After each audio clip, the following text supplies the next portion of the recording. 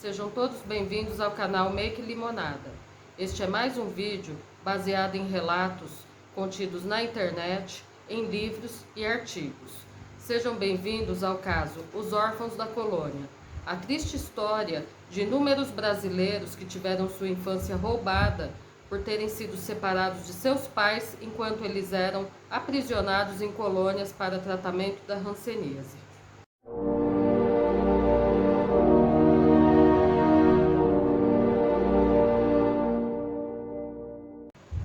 Imagina este cesto, repleto de lindos filhotes. Você escolhe o mais bonito e leva para casa. Os outros ficarão à própria sorte. Essa situação, de modo infame, ilustra uma das páginas mais vergonhosas da história, entre parênteses, não contada, nas escolas e universidades de nosso país. Esta é a orfandade da hanseníase. A hanseníase, anteriormente chamada de lepra, é uma doença dos nervos e da pele muito antiga. Essa doença é tão antiga quanto a própria humanidade.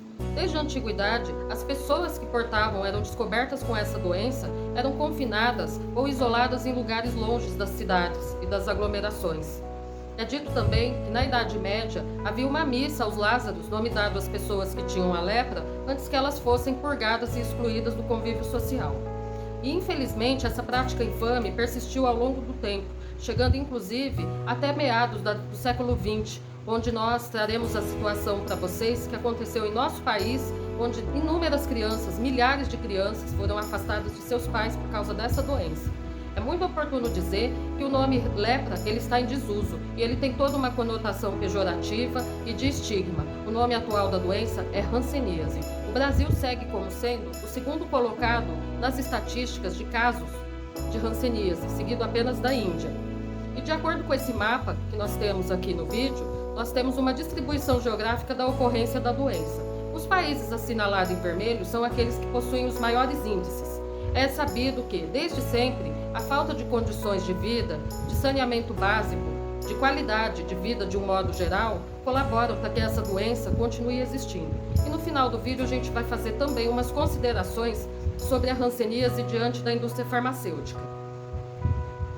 E assim sendo, a doença sempre foi carregada de estigma ao longo dos séculos e mesmo de milênios, referência até como uma espécie de praga na Bíblia, um sinônimo de podridão, de sujeira, de pecado. E isso trouxe consequências nefastas aos seus portadores ao longo do tempo. E uma delas envolveu vítimas que muitas vezes não eram acometidas da doença, na maioria das vezes. Então, é muito interessante relatar que o Brasil, em meados de 1920, iniciou a construção das primeiras colônias. O que eram essas colônias? As colônias eram hospitais onde as pessoas eram relegadas a permanecerem pelo resto da vida nesses locais. As colônias, na verdade, elas eram estruturas similares a presídios. Então a gente vai falar brevemente sobre o que acontecia. Havia toda uma polícia sanitária que fazia a captura dessas pessoas e as mantinha nesses lugares. O auge de tudo isso aconteceu no chamado Estado Novo da Era Vargas. E as principais colônias do estado de São Paulo foram o Hospital Aimorés, ou Colônia Aimorés, a Colônia Pirapitingui e também em Mogi das Cruzes. Mas também ocorreram construções de colônias em todas as regiões do país, tanto no Nordeste, no Norte, no Sul.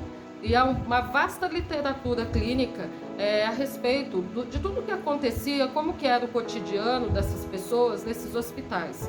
E eles eram marcados pela violência, pela exclusão, pelo abandono. Então, o que acontecia? Em meados de 1940, 1950, 60, é conveniente dizer que essa política do governo foi extinta no ano de 1986. Quer dizer que até 1986 o governo tinha autonomia para pegar essas pessoas, para capturá-las, para prendê-las. Há termos técnicos para isso. Quando é um cerceamento por motivo de saúde, já era algo combatido por países do mundo todo, isso não é mais do que uma violência, uma captura. Então, as pessoas eram, acima de uma determinada suspeita, elas eram cooptadas por essas polícias sanitárias. Um médico examinava, fazia a detecção de sinais clínicos da doença e essas pessoas eram levadas para essas colônias. dentro das colônias havia uma tentativa de reproduzir como a vida se dava dentro da sociedade em geral. Haviam casas, repartições como escolas, teatros, armazéns, e, inclusive algumas colônias tinham moeda própria. Por quê? Porque havia o estigma de que se as moedas locais circulassem dentro desses lugares, elas seriam contaminadas. Então, esses locais tinham moeda própria e as pessoas, elas procuravam tocar suas vidas, prosseguir com suas vidas normalmente, na medida do possível. Entretanto, esse possível parava apenas nesse contexto de engenharia social, de estrutural social, porque a história dessas pessoas, ou o contato com suas famílias, amigos e parentes em geral, era totalmente interrompido. Essas pessoas, elas perdiam os laços com seus familiares porque a própria família muitas vezes tinha vergonha desse aspecto do diagnóstico e procurava esconder o máximo possível. Isso é parte do chamado estigma, do grande estigma social que é vinculado à hanseníase. Então as pessoas perdiam contato com parentes e muitas vezes dentro das colônias haviam relações afetivas, as pessoas namoravam, se casavam e elas concebiam. E é neste ponto mais crítico que nós chegamos. O que era feito das crianças que nasciam nessas colônias? Essas crianças, elas eram entregues a educandários e orfanatos e elas ficavam à própria sorte. Porque muitas vezes o Estado não se esforçava por manter vínculo com as famílias, não haveria retorno, na maioria esmagadora dos casos, dos seus pais ao convívio social regular, e elas acabavam entregues para a adoção. Há relatos na internet, inclusive, de venda dessas crianças para famílias da Europa, e são situações completamente arbitrárias, tenebrosas, de flagrante violação de direitos humanos. O caso mais emblemático deste vídeo de hoje é o caso da Helena Bueno. A Helena Bueno é filha de pais que eram portadores da hanseníase. Ela nasceu numa colônia e desde muito pequena foi entregue num educandário, passou por diversas instituições, até que ela acabou, a certa altura da vida, depois de episódios de fugas recorrentes, a partir dos 18 anos, conquistando, entre aspas, a sua liberdade e a sua autonomia. Ela também constituiu família e é um dos expoentes da chamada MORHAN, do chamado MORHAN, que é o movimento de reabilitação das pessoas atingidas pela hanseníase. Então, é um dos casos mais emblemáticos do que aconteceu na história da Helena Bueno, que é fartamente presente em sites institucionais, sites sérios. Conta a história que ela fugiu certa vez da missa, porque grande parte desses educandários eram mantidos por instituições vinculadas à Igreja Católica. Eram irmãs de caridade que atendiam essas crianças que foram separadas de suas famílias. E a Helena conta que ela fugiu de assistir a uma missa, porque isso era parte de uma rotina bastante enfadonha e muito rigorosa de atividades que envolviam missas diárias, e para uma criança de 7 anos isso era enfadonho. E ela fugiu com um grupo de amigas e elas foram surpreendidas e castigadas. Então ela conta que ela foi forçada a ficar nua junto com suas amiguinhas, com as mãos ao alto, encostada numa parede, onde ela recebia chibatadas com varinhas de marmelo. Ela era açoitada com varinhas de marmelo. Elas apanharam bastante, depois foram obrigadas a permanecer ajoelhadas ao lado de suas camas. E num desses relatos fala que uma pessoa vigiava tudo pelo buraco da fechadura para sinalizar que não viria ninguém e poderia suspender a sessão de correções. E nesses momentos ela não se lembra mais do rosto das pessoas, só se lembra que eram irmãs que as açoitavam. Isso causou um profundo trauma numa criança de 7 anos que a princípio deveria estar amparada pela família ou sendo submetida a condições dignas de criação quando sob a tutela do Estado ou desses órgãos assistenciais, o que não aconteceu evidentemente. Então, a certa altura também ela fala que um senhor de nome Segismundo, que era assistente social, a manteve de uma certa forma cativa, onde ela passou por casas de famílias e foi mantida em condições análogas à escravidão. Entre fugas constantes, ao completar os seus 18 anos, fazendo trabalhos como doméstica, ela conseguiu finalmente se libertar vivendo em pensionatos e trabalhando para se manter, onde se casou e constituiu família, uma família estável, onde vive bem até os dias atuais. A grande questão em relação a Helena é que ela nunca se libertou de todos os traumas psicológicos e procura, ao contrário de outros pacientes que não tiveram a mesma força, outros órfãos, canalizar todo o seu drama para ajudar as pessoas que também se viram nas mesmas condições. Então, ela fala também que ela tem um grande sonho de ser cozinheira, mas a Helena não consegue fazer grandes esforços porque as suas mãos são castigadas por dores de natureza neurológica, porque quando menina ela era torturada e forçada a manter as unhas acalcando suas cutículas. Vejam bem, que situação terrível. Essa é apenas um recorte entre tantos horrores que são contados nas crônicas dos órfãos das colônias.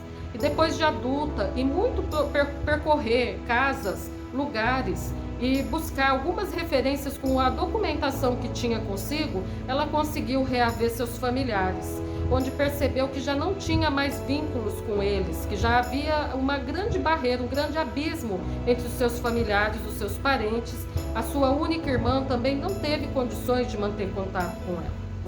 Um outro caso também de um senhor de sobrenome Mercúrio, ele conta que ele teve o afastamento também bastante traumático de sua família, quando em meados dos anos 50, uma viatura da polícia sanitária parou diante da casa de sua família, médicos entraram, examinaram seus familiares e detectaram sinais clínicos da doença na mãe do senhor Mercúrio.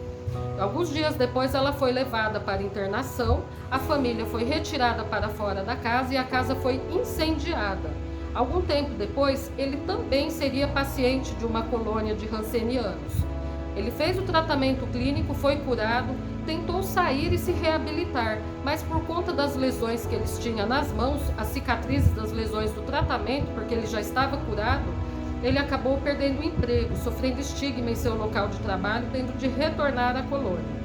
Então, é neste ponto que chegamos à situação mais dolorosa desse vídeo. O que foi feito dessas crianças?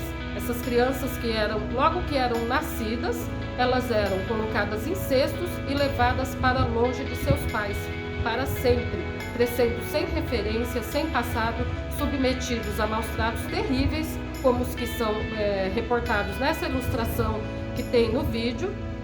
E qual é a reparação para essas pessoas? A história dessas pessoas que um dia foram crianças órfãos de pais vivos, muitas vezes vivos, é contada neste vídeo e é uma forma de auxiliar a busca por reparação para todos esses danos, pessoas que tiveram as suas identidades, sendo que a identidade é uma parte fundamental da constituição do ser humano, uma referência, um posicionamento do seu passado, da sua ancestralidade.